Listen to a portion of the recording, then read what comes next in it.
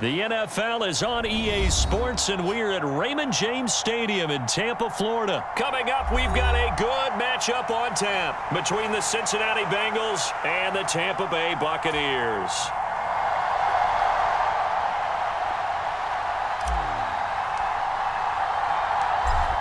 Set to go now on a beautiful sunny afternoon. And off we go from Tampa. Taken at the 15, a short kick. And a decent return out to the 27-yard line.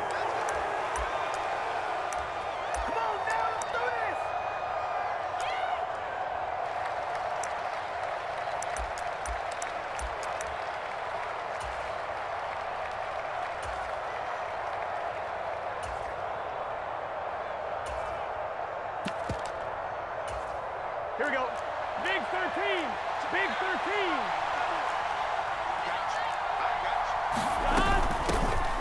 Here's Joe Mixon as they start on the ground. And they're able to get this one across the 35.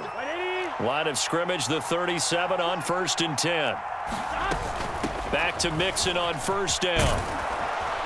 And able to get this one across the 45 before he's brought down. Back-to-back good plays have him on the move on 1st down. Mixon with a 1st down carry. And he'll take this ahead for about 4. 2nd down coming up.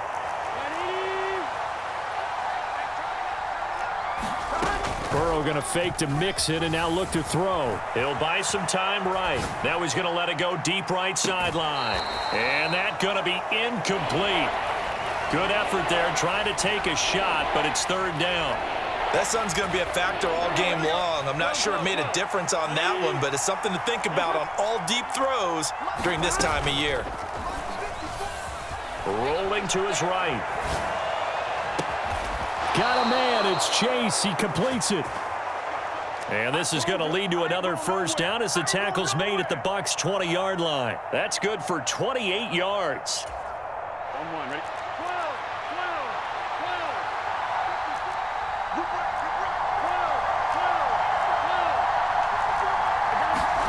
From the red zone now, here's Burrow 1st down.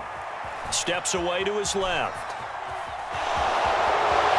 And he'll protect himself at the end here as he winds up getting pretty decent yardage. Nice work to get 7 out of that, and it's 2nd down.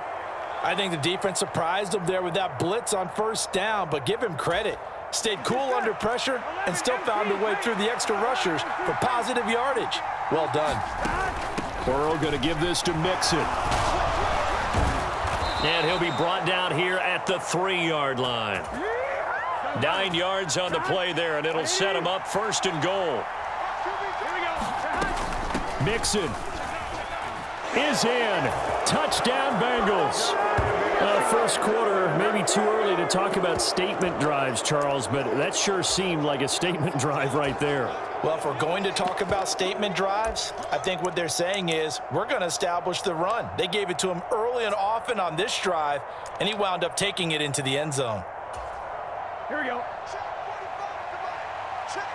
Here we go. 180. They'll let Mixon try and run it in. And he will get in to make it 8-0. So what do you make of that? You go on the road, you score the opening drive touchdown, opt to go for 2, and all of a sudden they're up 8-zip. Yeah, this wasn't a decision that they made right here and right now. They made this decision during the week. Hey, if we get the ball and score right away, let's show them that we feel like we're superior. Go for 2 and really put the pressure on them.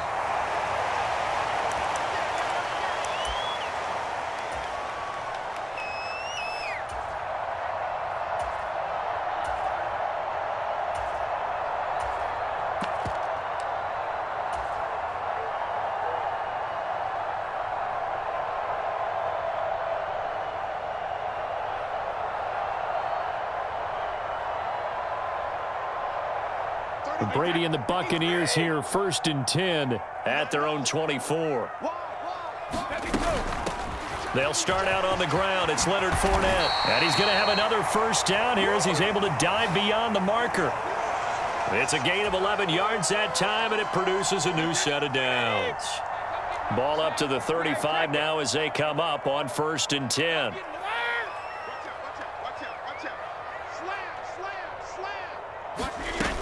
They keep it with Fournette on first down. And he'll power ahead, but only for about 3 yards. Second down coming up.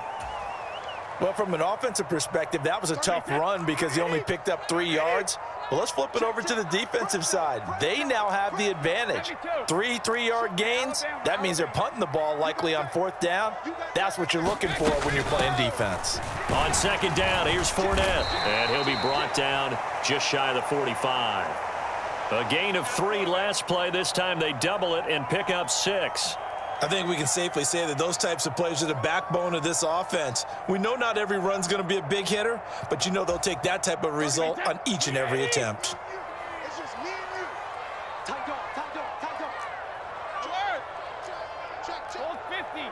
Back. Check. Shoot.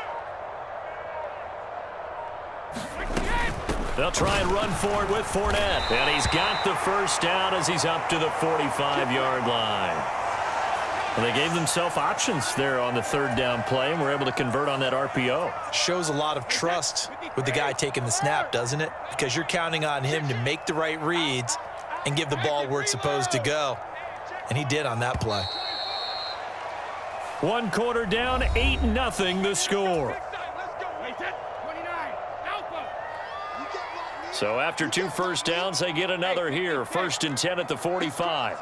He's checking crap. Go bandit. SOS. They'll run it again with Fournette. And across midfield he goes and into Bengal territory.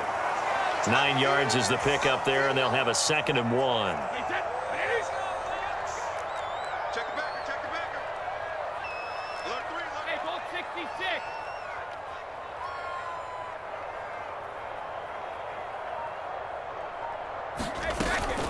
Here's a give to Fournette. And he'll be brought down at the 45-yard line. Able to get the 1 yard he needed, but nothing more.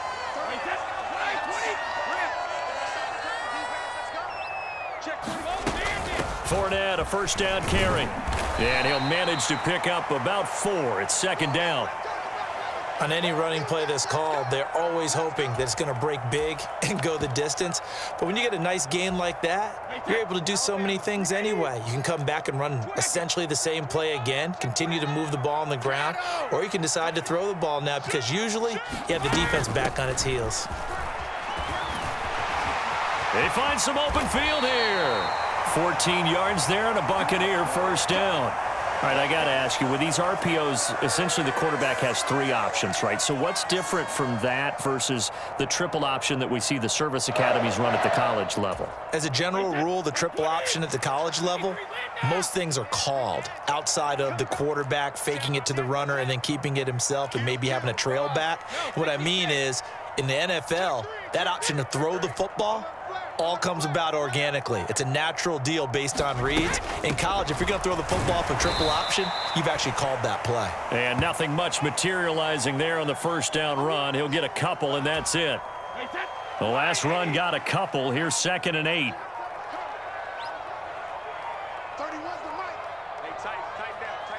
8-0 our score with 2 minutes left in the 2nd quarter.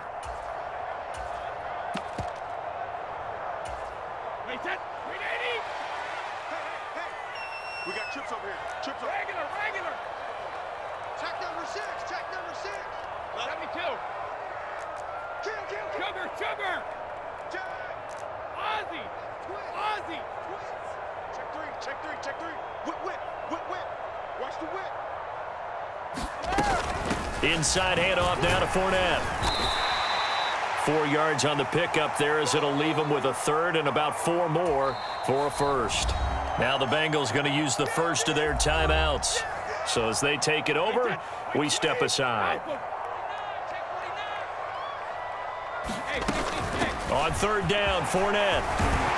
And he'll have the first down, getting this one to the 14-yard line. 45 yards on the ground for him now on 9 carries. All runs on this drive so far. It's 1st and 10.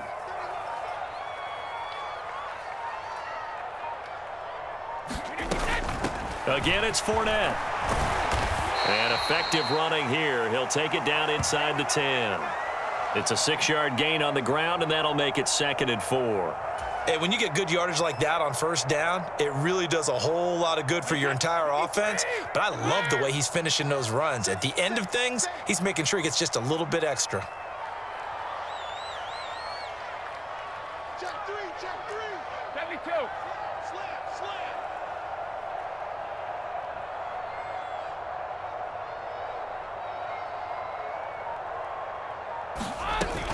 Fournette running out of the gun. And they'll get this from the 8 to the 5. Pickup of 3. So they just need 1 yard here to pick up the first down. Now they needed 2. They could only get 1. 4th down. Now the Bucs going to use the first of their timeouts as the clock will stop with 18 seconds to go in the first half.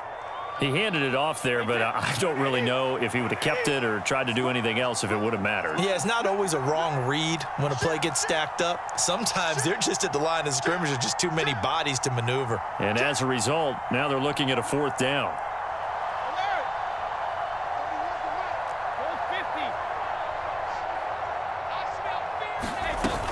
They'll go with a big back Fournette. He didn't get the touchdown, but he did get the first down as he's tackled at the 1. Thought they might throw the football with a little chunk that they had remaining on 4th down, but they ran it. They got it. And the reason they were able to get it done, he ran that play with conviction, didn't he? Understood he would get a little bit of help from his friends up front, but it was really on him to go ahead and make the power move and get it done, and that he did. Now a signal and a timeout call, as it comes with 9 seconds to go in this first half of play. With his size, he's a tough man to bring down, but they do a nice job there stopping his progress and not allowing him to get back to the line of scrimmage. Hey, 66. They'll try to punch it in with Fournette, and he'll take it into the end zone. Touchdown, Tampa Bay. Leonard Fournette in the final seconds of the first half. And the Bucs are able to cut into this lead in the final seconds of the first half. That's one of the better examples of clock management I've seen. Whittled it all the way down just about and still put the ball in the end zone. Yeah, just a methodical drive and something really to take into the lockers here. They will run it. It's Fournette, and he is into the end zone. So they get 2 more on the board here just before halftime.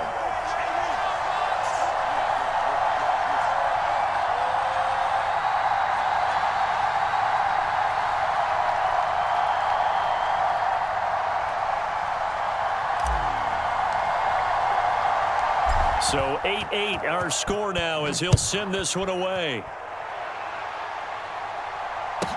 Taken at the 15, a short kick.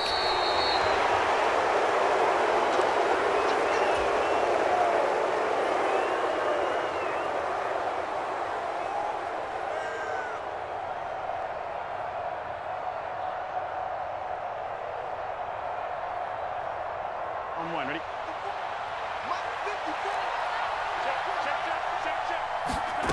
Final play of the half for Burrow and company. They'll roll him out right. On the run, he'll let it go deep, right sideline. And he overshot him there. It's out of bounds, incomplete.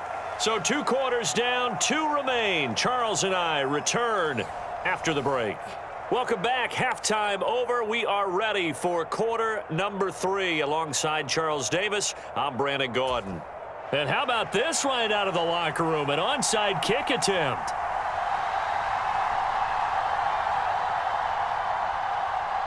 All even through one half of football as we get back underway in quarter number 3. Now, tie game, I don't think anybody in this building, including you or I, was expecting that. No, I would agree with that totally. I didn't expect to see it at all, but I kind of like where they were going with this. You know, as you said, tie game, trying to steal a possession, steal an advantage, and you told your defense at the half you were going to do it, which also told them that you had confidence in them in case it failed, as that one just did. And now you've given good field position here to start the 3rd quarter. Seemed like a couple sets of eyes were on the quarterback, so he decided, hey, I'm going to hand this off. Got a good gain out of it. And you know you need good blocking up front in order to gain yardage, but every one of these RPOs, if you do it right and they look the same, whether it's handed off inside or the quarterback keeps it, that allows you to fool the defense so often. And in this case, fooled them with the inside run. A shotgun give to Fournette. Give him 4 on the carry, and it'll make this a 3rd and about 2. Well, if you're a football guy, that's a pretty run because everyone is in sync right there. Obviously, the guy carrying the ball, but how about the people up front? Leverage, athleticism, they created some nice space for him. A field goal would get him the lead, but that's not what they're shooting for as they come up on 3rd down. Now Bernard. And stopped a few yards shy of the goal line at the 3. They're able to convert on 3rd down, and that sets up a 1st and goal.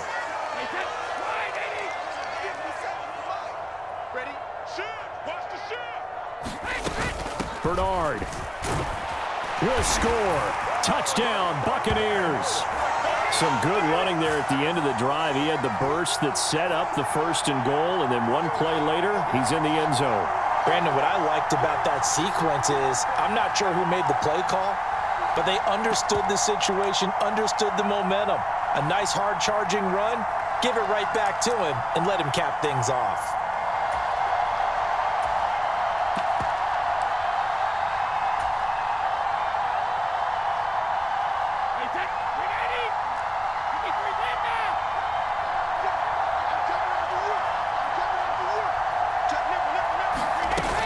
They will run it. It's Fournette. And he pushes forward but comes up short of the goal line as he'll get a yard down to about the 1.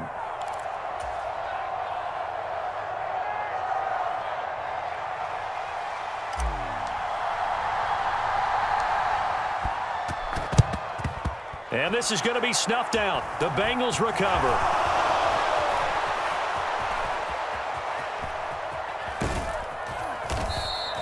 The risk-reward of the onside kick. When you don't get it, the risk comes out to play, and here they gave up great field position. And that's the key to everything because you're trying your best to press advantages when you have them, and field position leads you to that type of play calling, and whether you want to blitz or whether you want to throw the ball deep, those types of things, now that they've given up that type of field position, the advantage is switched to their opponent. And they'll get 8 out of this before being stopped at the 28. Line of scrimmage, the 28 now as they come up on 2nd and a couple. Once again, they run with Mixon. And they'll take him down at the 31-yard line. They'll get 3 as the drive continues. It's a 1st down. Mixon up the middle. And not a whole lot of room to operate there on the 1st down run. He gets maybe 3. Not a lot of running room there, not a place to make a cut and kind of exit out because they had everything bottled up. Looked to me like the linemen were taking on their blocks really well and giving up no creases. And he'll rumble for about 5, up close to the 40. They'll come to the line, needing only 2 yards to gain the 1st here. Oh, and the hard count might have got him. This might be a 1st down. As an inside linebacker, got to be a little bit more poised. No doubt about it because they get a little bit of flexibility, especially when they're trying to stuff a gap. You know, we get that double A gap look. This time he got too eager and got too deep into the backfield. And he can only manage to get a couple. 2nd and 8 coming up. This drive is pretty clear. Almost feels like old school fundamentals, doesn't it? Want to impose their will on the defense. What's that, 5 straight runs? Yeah, 5 straight carries to start this drive. And like you said, the way it's working, they may just stick with it. We have played 3 quarters. Back now in Tampa. It's the Bengals. They've got the football, but they trail here as we get rolling in quarter number 4. He'll be taken down at the 48 for a pickup of 2 yards. But not much on that run, Charles. No, that's exactly the way to execute a run blitz there. They guessed correctly that they would move the ball on the ground, honed in on it, and stopped them. Mark that down for a win in the defense's column. On 3rd down, Mixon. And he'll be taken down, but he does have 1st down yardage. 69 yards rushing on 12 carries for him now. Here we go. They couldn't ask for much more to this point in the second half. A gorgeous day, 1-score game. 1st and 10 here. There wasn't the line that jumped that time, the second level. No, that's a great observation because most of the time it's those guys up front so eager to get off on the snap. They do it, but in this case, you're exactly right. Second level, probably because they moved up to the 1st level, and that hurts them. That's a strong pickup right there on first down, and as this drive goes on, we're seeing an offensive line and running game imposing its will. On second down, here's Mixon. And nothing doing. He's immediately taken down at the line of scrimmage. The battle in the trenches never more important than right now. This is 3rd and inches. They give to Mixon to try to pick it up. And he's going to have the first down yardage as he's down at about the 30-yard line. Just 4 yards on the pickup, but that's good enough to extend the drive. 4th quarter, down to the final 2 minutes, and we've got a one-score game. So 1st and 10 now from the 30. Mixon with a first down carry. He'll get it to the 23-yard line. 7 yards on the pickup there, and it'll leave him with a 2nd and 3.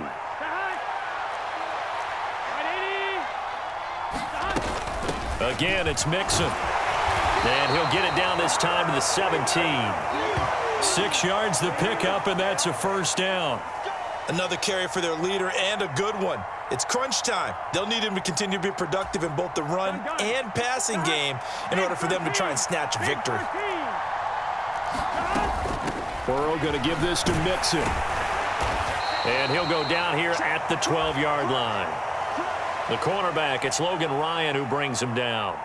I know they got a little yardage there, but I'm not sure their investment is right. They're still running the football, and I'm not sure there's enough time to continue to do that. Sliding out of the pocket. And he's able to get this down to the 5-yard line before he's out of bounds.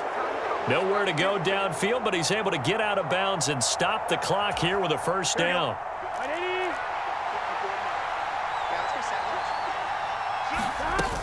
They'll give it to Mixon. And he's going to press this one forward as they stop him right around the 1. Now a final chance to stop it here as a timeout comes in with 10 seconds left in the game. And that last carry puts him right at 100 yards for the game. So how has he done it? Because he's been patient, followed his blocks, let everything develop, and then burst through for big gains. And he's in for the touchdown, and barring a miracle, the extra point can win this football game. Well, that's the one they had to have. Put them in a position where they're tied up, but I got to get out of the way. We still got an extra point that's pretty crucial. That's right, just one more element to complete the victory.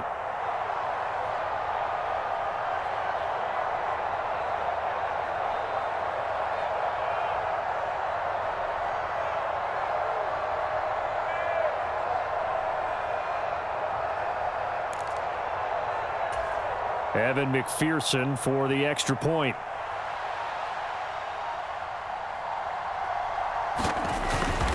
And now the kick is blocked. The Bucs pick it up, but he doesn't get far. They're able to stop him. And after all that, the extra point attempt unsuccessful.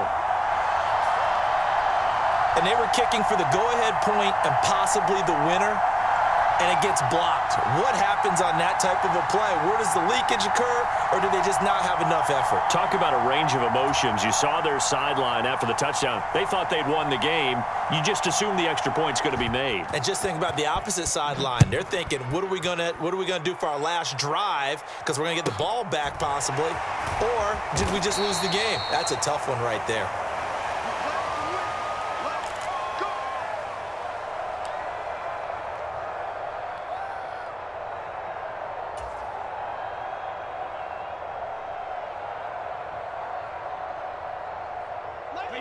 The Bucs offense set to begin their next possession. Tie game, and barring something incredible here, we're likely headed to overtime. What I would do is either hand it off inside, or more likely I take a knee and let the clock run out. Because if I'm back there trying to throw and a sack happens, the ball comes free, I can lose the game here. If I get to overtime, I can still win it. Brady to throw. And this will be incomplete. Physical play on the football there, and it's second down. It's a little teaching moment here. Overtime rules. Remind us how this goes, partner. Okay, so in the past, we had sudden death. First team to score wins, but no longer. Now, if the team receives the ball, scores a touchdown, they win the game. If they kick a field goal, though, or don't score, the other team gets a possession. And after both teams get a possession, then we're into sudden death. First team to score wins the game.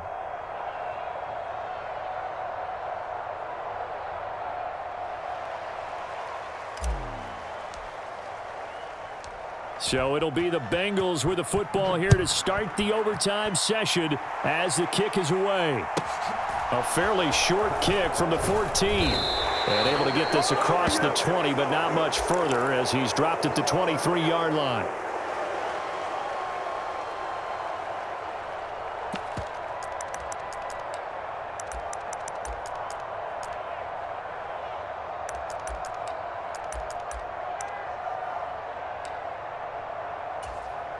The Bengals drive about to get going.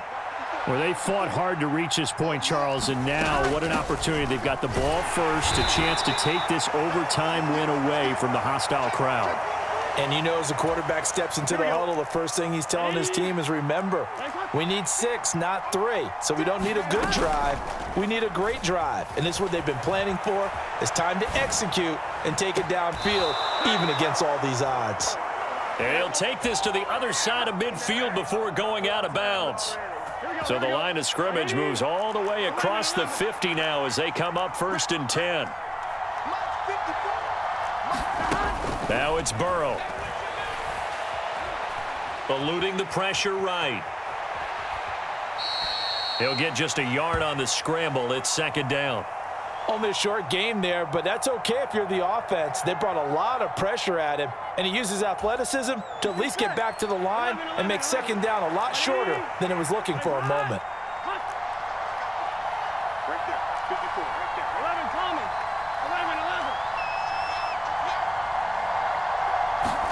11. Throwing again on 2nd down. Burrow. And this one taken in on the right sideline, but not in the field of play. They say it's incomplete. The throw led him a little too far. It brings up 3rd down. Coming up on a 3rd and 9. Opening drive of overtime as they look to convert. 11 coming. Watch the screen, watch the screen. Watch the screen. 11 mighty. 11 mighty. 11, 11, 11, 11. Burrow looking to pass. Throw left side complete. That's Boyd. And they go backwards here, losing yardage back at the 48-yard line. It'll be a loss of 2 on the play, and that's going to bring up a 4th down. And now a whistle and a timeout called by the kicking team. They'll be left with just 1 remaining here at OT.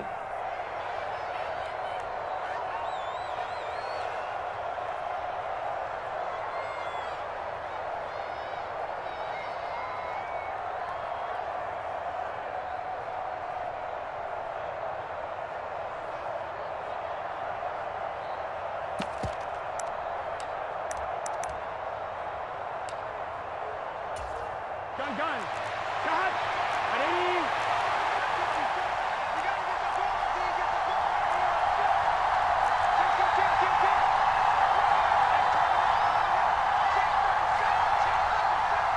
Right there. 54. Right there. They'll try and run with Mixon. And this doesn't end well at all as they stop him far behind the line to gain. The Bengals try it, but it doesn't work out. And the Buccaneers defense holds, and they get the football back. And defensively, they were ready for that, a full-on blitz on 4th down, and they stop him short of the marker. Oh, and someone's got to feel really good about that, and that's the defensive coordinator. He dialed up a great run blitz defense, and they hit it just right. Stack that thing up. They're going to feel awesome going to the bench after that big play. They'll run it again with Fournette. On a determined run there as he's going to take this all the way down near the 40. 99 yards rushing for him now as he is just trying to will his guys to an overtime victory. He continues to be effective running the football, a big reason that they have the lead. And I love one of the quotes that I read about him where he said of himself, I love it when a team just hops on my back and I just carry them along. They'll run it here with Bernard. And he's going to take this ahead for right around 3 yards, but no more than that. 2nd down.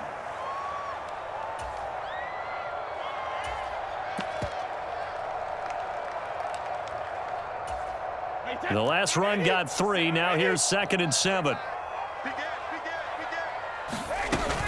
Up the gut, Fournette. And tough sledding. He'll get maybe a yard. Stop short of the 35. And the big fella stuffed that one up in a big way. I think doubling him has to be a priority because you can't move up to the next level if you don't take care of him first. And this is caught by Evans. And they're going to move it down to inside the 25. He did not have a catch till that moment. Pretty good time for his first one, though, here in OT. I would agree with that. And just think about how they had to cycle through all the play sheets, right? Tried to find ways to get a lot of people the football. In this case, as you said, he hadn't had a catch all game. Now they find him in a key moment. Really well done. And he is brought down at the 22 after a gain of 2, and it brings up second down. And I know you, with every carry, especially in overtime, you're just saying, if you're that ball carrier, hold on to the football. Hold on to it, protect it, but not necessarily settling, because you're trying to get to the end zone. You're trying to end the game right here. And I know the defensive guys poking, clawing, raking, trying to knock the ball free and protect their end zone. Yeah, like you alluded to, especially this part of the field. The 8th play of the drive coming up. It's 3rd and 3.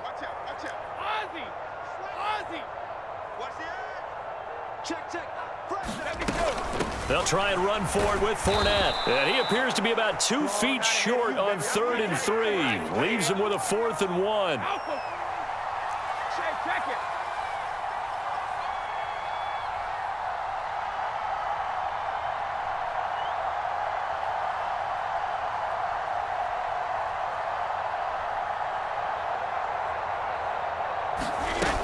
They'll run for it with Fournette.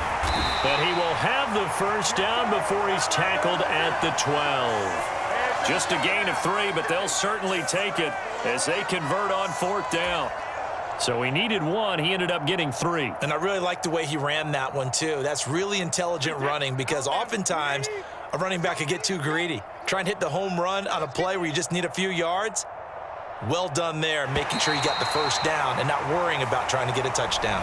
1 overtime. How about 2? We need another. We're still even. We'll switch sides and have that 2nd overtime in just a moment.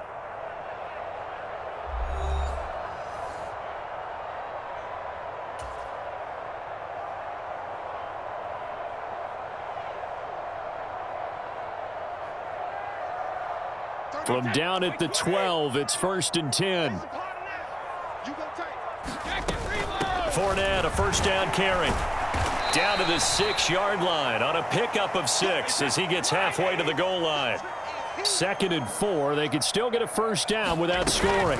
Again, it's Fournette. And maybe a measure of revenge there. He's had his way in this one, but this time they get him behind the line. Call that a loss of a yard, and things get a little more difficult here. 3rd and 5. He's had some big runs in this game. Not there, though. But I don't think they're going to be deterred by that play right there. He's had some nice runs in the game. And how many times have we seen a good running back get stopped, yet turn it into something big on a later carry? I'd stay with him.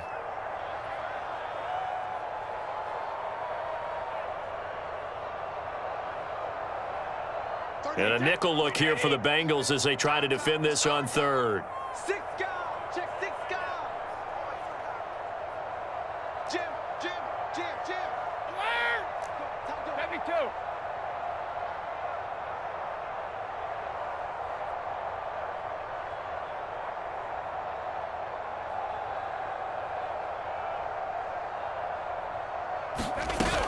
On 3rd down, Fournette. And I don't think he got there, no. He's short by maybe a foot, maybe. Call it 4th and inches. In overtime, you have to be smarter than that. A personal foul just can't happen. Have to have poise. So the face mask moves him closer, and now 1st and goal. Fournette is going backwards here, all the way back to the 5-yard line. That's going to wind up a loss of a full 3 yards on 1st down. Brandon, I go ahead and kick it right now. I know it's only 2nd down, but I kick it and give myself a little margin for error here. Don't wait for 3rd. Have the extra down just in case. If something goes wrong, messed up snap, anything like that, you fall on it, guess what? It's 3rd down. You still have the ball. You still have a chance to kick it. Shadow. On 2nd down, here's Fournette. And he's maybe going to get this back to the 4, but that's about all. No gain on the play there, and they're going to need to come up with something better here on 3rd and goal. A big play forthcoming. Here's 3rd and goal.